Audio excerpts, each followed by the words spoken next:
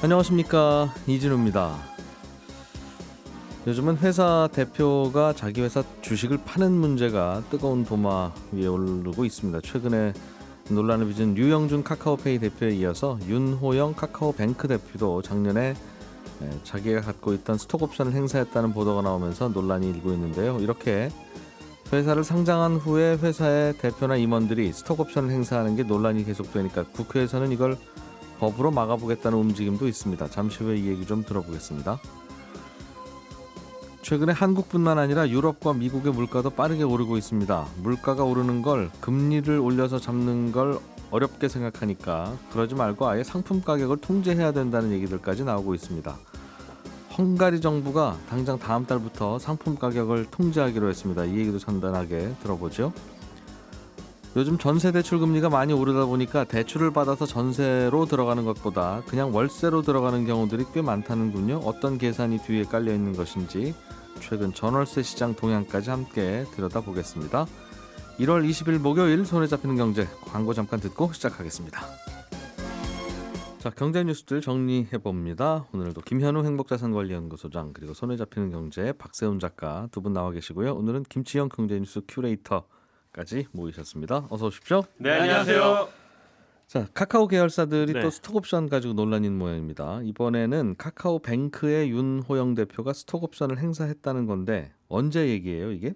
이게 지난해 4분기쯤 행사를 했을 거다 이렇게 언론 보도가 나오고 있고요. 예, 이 차액 보상형이라는 걸로 행사를 했기 때문에 예. 이게 공시가 안 됩니다. 그래서 정확하게 얼마의 수량을 했는지는 다음 분기 보고서가 나오면 네. 보통 이제 임직원의 보수라는 카테고리가 있고 거기에 들어가면 회사가 부여한 스톡옵션 내역이 쭉 나오거든요. 예, 그리고 예. 행사 내역도 나옵니다. 그걸 확인해 봐야 다음 분기하고 전 분기를 서로 비교해 봐야 실제로 어느 정도를 행사했는지 파악이 되는 거죠. 그 스톡옵션이라는 게 옵션으로 스톡 주식으로 바꿔서 네. 주식으로 바꿀 수 있는 옵션이 있는데 네. 주식으로 바꿔서 시장에다 내다 팔아서 그 차액을 가져가는 건데 이 차액 보상형 스톡옵션은 시장에다 본인이 내다 파는 게 아닌가 봐요. 이게 사실 스톡옵션이 세 종류로 나뉘거든요. 근데 예. 보통은 방금 전에 말씀하신 것처럼 특정 가격의 주식을 살 권리를 주고 네. 일정 기간이 지나면 그걸 행사할 수 있도록 조건을 걸어놓으면 보통은 이렇게 비상장 시기에 스톡옵션을 받고 상장됐을 경우에 주가가 많이 올랐을 때 주식으로 그 특정 가격에 사고 싸게 사고 그리고 나서 큰 차익을 얻고 팔고 나오면 일정 과거에 열심히 일했던 거에 대한 보상을 준다 이런 내용이 되는데요. 네. 이거는 이제 보통은 신주 교부형 스톡옵션이라고 얘기를 하고 두 가지가 더 있습니다. 자기 주식 교부형 스톡옵션이 있고요. 그리고 차액 보상형 이렇게 세 가지로 나뉘거든요. 근데 이번에 이제 이 윤 대표가 행사한 건 차액 보상형이라는 건데 앞서 말씀드린 신주 교부형은 말 그대로 신주를 발행해서 회사가 이 사람에게 스톡옵션을 행사하면 주는 거고 네.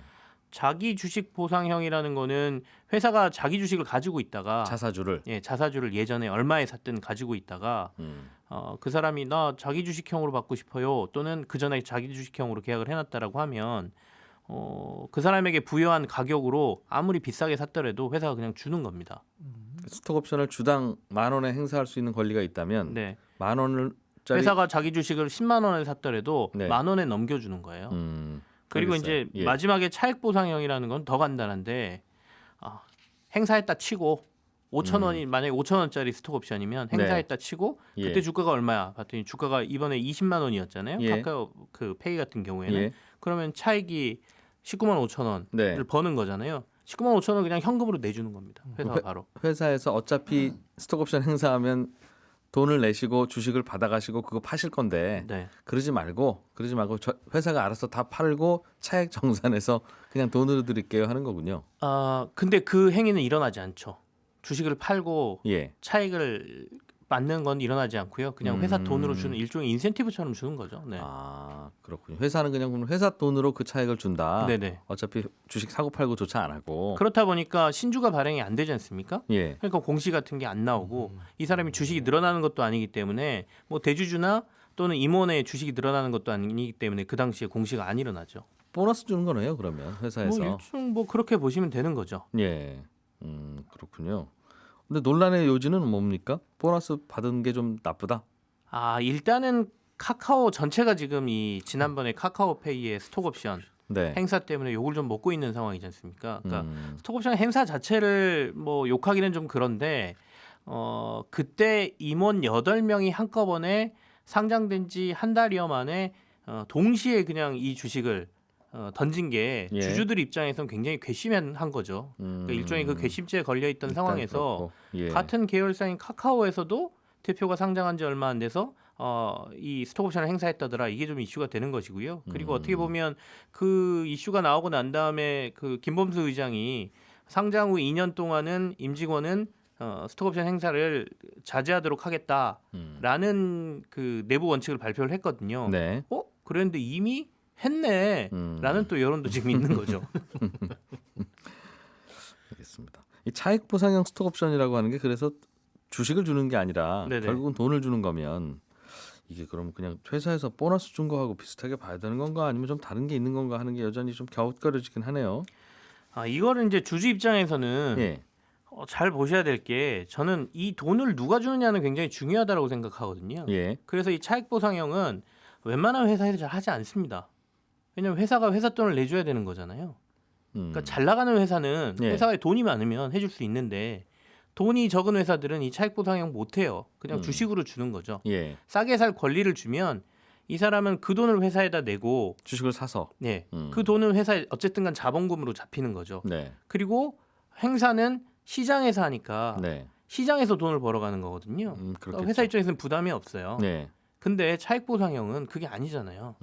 회사가 돈을 내줘야 되기 때문에 회사가 부담을 갖는 거니까 네. 진정한 주주라면 거액의 돈을 회사가 임직원한테 인센티브나 이런 걸로 줬다 그러면 네. 이걸 배당으로 줘야지 왜 저 사람한테 줘라고 도리어 더 화를 내야 될 게 차익 보상형일 수 있다는 거죠. 회사 입장에서는 네. 주주 입장에서는 난감하네요. 회사 돈으로 주는 차익 보상형이나 아니면 시장에서 내 돈을 가져가는 신주 발행형이나 결국은 뭐 임직원한테 주는 돈이 주주 주머니에서 나오지 어디서 나오겠습니까? 예. 그리고 또 뭐 스톡옵션 같은 경우에 아까 신주 발행형 같은 경우에는 주식이 희석된다라는 뭐 것도 있지만 네. 그래서 이 둘 다 주주 입장에서는 그리 달가운 건 아니지만 이렇게 해서 좋은 인재를 가지고 오고 또 성과에 대한 보상이기 때문에 이걸 막는 것도 사실 회사 입장에서는 그러면 어떻게 인재를 구하고 예. 우리는 언제 이 차익을 가져갈 거야 되는 문제가 생기는 거죠. 그 문제도 있을 거예요, 그렇죠? 네네. 그 이런 걸 주는 이유가 이제 작은 기업들이 인재를 모을 때는 리스크도 걸어야 되고 들어오는 직원들도 또 그렇습니다. 인재를 모으려고 하는데 돈은 없으니 이제 이런 걸로 보상하는 건데 이런 보상에 대해서 자꾸 브레이크를 걸면 이게 보상으로 작동하지 못한다는 논란도 반대로는 있을 수 있겠네요. 어쨌든 논란이 일어나면 뭔가 제도적으로 보완을 하려고 할 텐데 그 상장 직후에 임원들의 스톡옵션 행사는 보류시키도록 하자 법으로. 지금은 불법은 아니니까. 네. 이런 법이 발의된 모양이에요. 그런 움직임이 지금 좀 있습니다. 좀 재밌는 거는 민주당의 이용우 의원이 이걸 대표 발의를 준비하고 있는데요. 네. 이 이용우 의원이 카카오뱅크 출신입니다. 네. 원래 금융사에 있다가 뭐 합작법인을 만들면서 카카오뱅크의 공동대표를 맡았었는데 예. 이분도 50만 주의 스톡옵션을 카카오뱅크 거 갖고 있었어요. 이번에 윤호영 대표하고 똑같은 수량을 받았거든요. 이건 아마 반납하고 나왔을 걸요. 그죠. 근데 출마할 때 네. 이거 반납해가지고 예. 포기해가지고 이슈가 좀 됐었죠. 야, 그 큰 금액을 포기했네라는 이슈가 됐던 분인데 이분이 나서서 이 스톡옵션 행사를 좀 막겠다라고 지금 하고 있으니까 좀 웃기긴 하죠. 어쨌든 주요 내용은 이렇게 전해지고 있는데 임직원이 회사 주식을 매매하려면 사전에 회사 허가를 받아야 하고 네. 회사는 금융당국 신고와 공시를 해야 한다는 게 골자고요.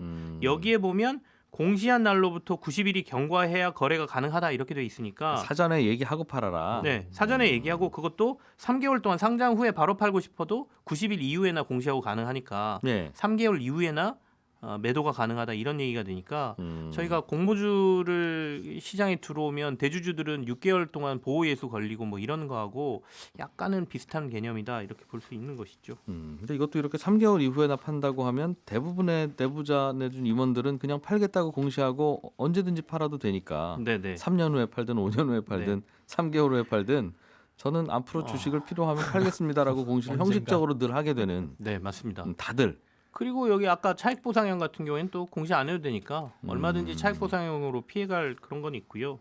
다만 이제 이번에 그 카카오페이의 류 대표 같은 경우에는 스톡 옵션이 72만 주 받아서 행사하고 난 게 40만 주 정도 남았거든요. 예. 이거 언제 행사하냐가 또 이슈긴 한데 이분 3월까지 퇴임하겠다고 얘기했잖아요. 예, 일반적으로 스톡 옵션 같은 경우에는 자기가 스스로 퇴임하는 경우 또는 회사에 어떤 피해를 주고 퇴임하는 경우에 취소할 수 있도록 돼 있어요. 예. 그래서 이번에 이 사태가 이분의 어떤 회사에 피해를 준 행위로 해석이 된다면 취소가 가능한 건데 카카오페이라는 회사가 이걸 취소할지 아니면 본인이 포기할지 이거를 지켜보는 것도 주주들 입장에서는 예. 회사가 주주를 얼마나 생각하느냐 이 부분에 대한 또 답이 아닐까라는 생각도 해봅니다. 근데 이런 생각은 어떻습니까? 그럼 언제 팔아야 되냐? 그러니까 회사의 임원이나 대주주나 내부자가 처음에 네. 창업할 때 받았던 어떻게든 받았던 생긴 주식을 네. 그럼 언제 팔면 이른바 비난을 덜 받는 거냐는 거죠. 그 시기는 답은 없다고 생각하고요. 예. 다만 주주들하고 얼마나 소통을 할 의지가 있냐 경영진의 방향의 문제라고 생각하거든요. 또 이번에 그러니까 약간 뭐 불법적인 것도 아니고 8명이 한꺼번에 그 스톡 옵션을 대규모로 행사한 거는 주주들 입장에서는 굉장히 기분 나쁠 행위였으니까 그러니까 주주하고 경영진의 문제입니다. 그래서 만약에 이런 식으로 계속하는 경영진이 있다면 주주는 그 회사를 이탈해야 되는 게 맞는 거고요. 사전에 팔 것 같다면 법에 있는 건 아니지만 네네. 저희가 좀 팔아야 됩니다. 뭐 양해해 주십시오. 이런 소통은 좀 하는 게 좋겠다. 네네. 그럼 그걸 법으로 일일이 다 막으려고 하는 의도 자체도 조금은 무리가 있죠. 자, 박 작가님이 준비해 오신 소식 보죠. 네. 헝가리 정부가 네. 물가 통제, 그러니까 네. 더 이상 이 가격 이상으로는 파는 거 금지. 그렇습니다. 다음 달부터 합니다. 밀가루, 우유, 설탕 이런 주요 식품 6개 가격 통제합니다. 예. 통제한다는 건 말씀하신 것처럼 가격 못 올리게 한다는 건데 작년 11월에 물가 상승률이 7.4% 기록했어요. 이게 15년 만에 최고치였거든요. 네. 그랬더니 헝가리 정부가 내린 파격적인 조치입니다. 일단 3개월간 앞서 말씀드린 품목들은 가격을 못 올리는데 상황을 봐서 기간과 품목을 더 늘릴 수도 있습니다. 예. 그리고 이미 휘발유 가격 같은 경우에는 작년 11월에 리터당 1,830원으로 딱 고정시켜두기도 했습니다. 그리고 이렇게 상품 가격 못 올리게 해야 된다는 얘기가 유럽하고 미국에서도 나오고 있거든요. 예. 지금 유럽도 그렇고 미국도 물가가 엄청 많이 올라서 고민이잖아요. 그런데 물가 상승에 대해 정부에서 할 수 있는 대응은 사실상 금리 올리는 거 말고는 없거든요. 그래서 영국 같은 경우는 이미 올렸고 캐나다도 올리고 미국도 올리려고 하는 건데 네. 지금 물가가 오르는 건 경제가 성장하면서 이렇게 자연스럽게 오르는 게 아니라 물건 공급이 잘 안 되는 바람에 그런 거라서 예. 이걸 금리 올리는 걸로는 잡기가 어렵다. 이건 금리 올려서 해결될 문제가 아니다. 전혀 다른 차원의 얘기다. 금리 올릴 게 아니라 물건 가격을 어느 정도 이상은 못 올리게 통제를 해야 된다. 이런 얘기들이 학계를 중심으로 지금 강하게 나오고 있는 상황입니다. 학계에서 나오고 있다고요? 학계에서 나오고 있습니다. 근데 통제를 하면 네. 예를 들면 화장지가 필요하다고 쳐요. 네. 그런데 화장지가 평소에는 하나에 3,000원 정도 하는데 네. 이제 화장지가 부족하니까 사람들은 다 사러 날라올 거고 네. 딱 2개밖에 안 남았으면 10,000원이라도 사겠다는 사람이 생기니까 그렇죠. 10,000원에 팔리는 거잖아요. 그렇습니다. 그런데 3,000원으로만 팔아야 되면 몰려오는 사람 10명 중에 네. 누구한테 3,000원에 줄 거냐. 그런 문제가 그래서 반대쪽에서 엄청나게 제기가 되고 있고 미국 정부나 유럽 각국들도 가격 예. 통제는 생각도 안 하고 있다. 이거는 뭐 고려 대상도 아니다. 이렇게 공식적으로 대응은 하고 있는데 물가 오르는 게 지금 생각 이상으로 더 심각한 상황이구나라는 걸 알 수 있게 하는 뉴스라서 들고 온 소식입니다. 아이디어는 떠오를 텐데 네. 그렇군요. 알겠습니다. 예전에 미국에서는 레이건 때 한번 이걸 했다가 바로 부작용이 심각하구나 생각하고 대개는 그러니까 그러면 이제 되게는 가격이 아니라 뒷돈으로 네. 뒤로 조용히 5,000원 더 받고 그 사람한테 넘겨주거나 네. 정말 단속을 하면 화장지를 안 만들고 안 팔게 되겠죠. 그렇죠. 기업 입장에서는 원가 올라가는데 그 가격 이상 받지 말라고 그게 하면 이제 안 만들겠죠. 마지막 차익을 본인이 많이 받았으면 모르겠는데 네. 나도 운송비 많이 주고 나도 원가 많이 올라가서 이거밖에 안 되는 건데 못 받게 하면 그렇습니다. 10개 나오던 화장지가 2개밖에 안 나올 거고 그러면 모르겠습니다. 그게 네. 법으로 뭔가가 되는 거면 온 나라가 다 해결했죠. 법 만드는 게 뭐가 어렵겠어요. 네. 헝가리 상황을 한번 지켜보는 것도 음. 참고할 만할 것 같아요. 네, 이라크와 터키를 잇는 송유관에 불이 났다는 소식도 있는데요. 네, 지금 최근에 많은 나라들에서 물가 오르는 이유 중에 하나가 예. 국제 원유 가격이 올라서 그런 것도 있는데 어제 보니까 배럴당 한 86달러까지 올랐더라고요. 예. 이렇게 가뜩이나 급등한 유가가 이 화재로 더 오를 수도 있다는 뉴스입니다. 어. 불이 난 송유관은 이라크 남부에서 터키 남부까지 이어지는 송유관인데 네. 꽤 많은 양의 석유가 이 송유관을 통해서 유럽으로 가고 있거든요. 근데 다행히 인명 피해는 없는 걸로 확인이 됐고 화재도 일단 진압은 됐고 지금 냉각 작업을 하는 중인데 이 송유관이 얼마나 빨리 복구가 될지가 명확하지가 않습니다. 그래서 이번 화재로 공급이 달리게 될 테니까 국제 유가는 아마도 또 오를 것 같다라는 그런 전망이 담긴 뉴스고요. 네. 참고로 이 송유관은 2012년에도 폭탄 테러로 몇 달씩 중단이 된 적이 있는데 당시에도 그 여파로 국제 유가가 꽤 오르기도 했었습니다. 그런 소식이 있었군요. 네.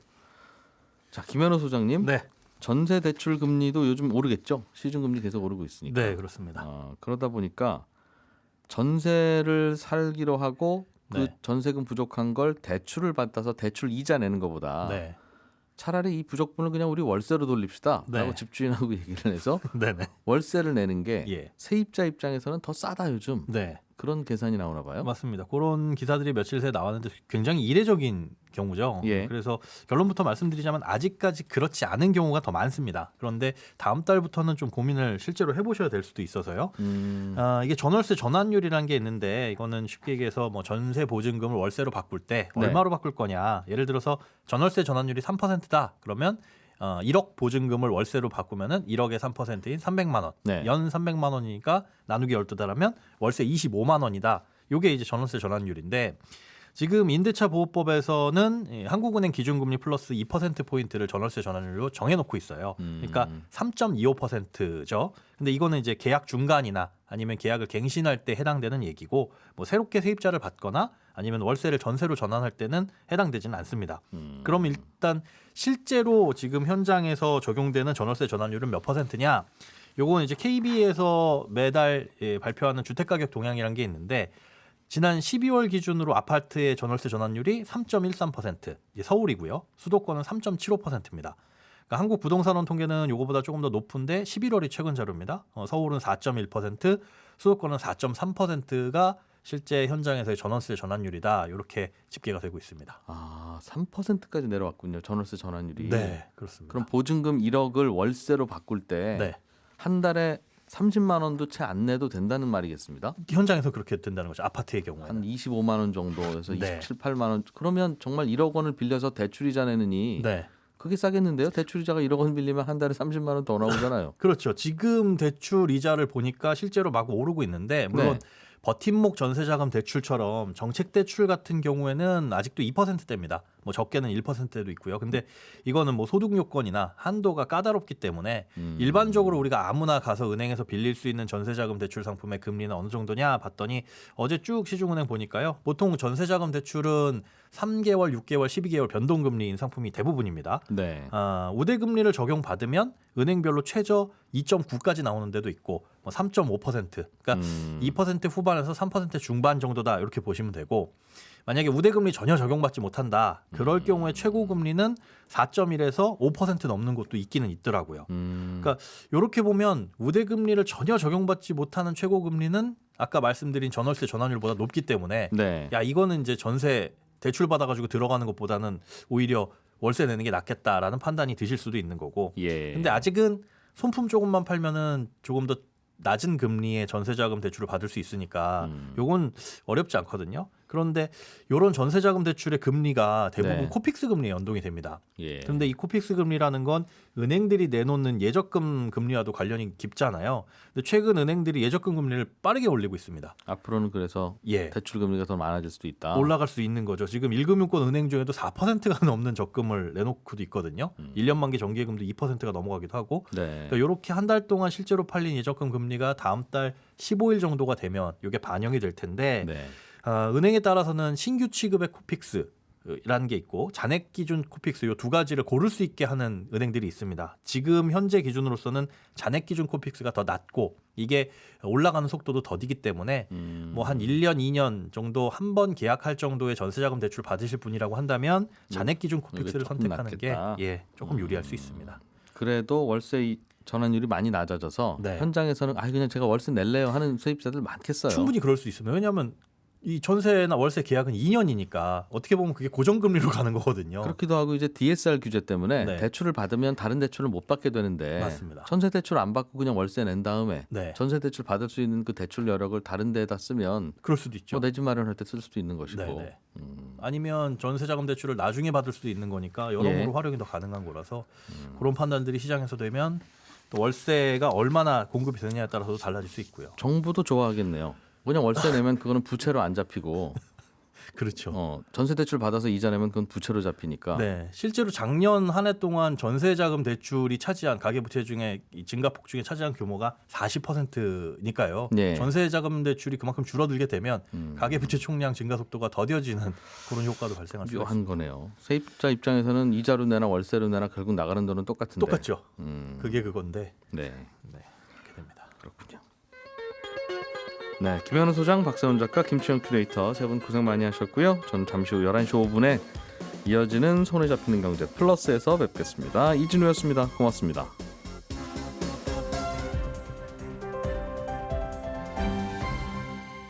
경제를 생각하는 사람들의 즐거운 습관. 이진우의 손에 잡히는 경제.